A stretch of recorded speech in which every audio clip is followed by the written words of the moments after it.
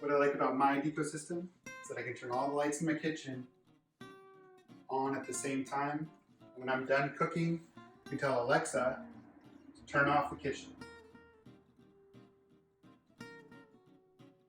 One thing I like about Deako is that you never have to do laundry in the dark. You can see reading mode right there. That's the one I use most often. You can go in there, you can add a new scene, you set the lights to the dim levels that you like, and when you feel like reading a book, for instance, you can just tap one button in your phone and set that scene. I'm going to show you how it works.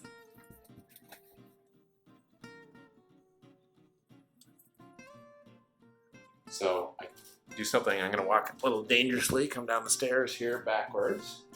But you can see that the lights are off right now. And as I come on, it turns the light on. I'll walk in here, see, it turns the light on here in the kitchen. And then here in the dining room, automatically the lights turn on.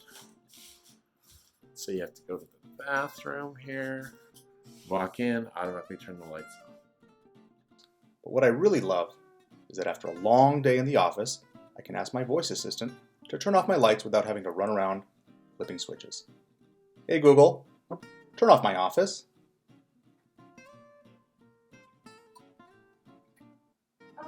Hi, my name is Valentina. Today I'm going to show you how you change the Deako switches.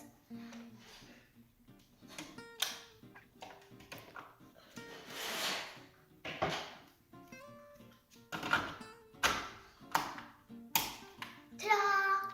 And if people don't value the light switch motion sensor, I can just take it with me and put in another one. So it's super, super simple to install and get going in your house. Anyways, it's my favorite feature of the Deako system.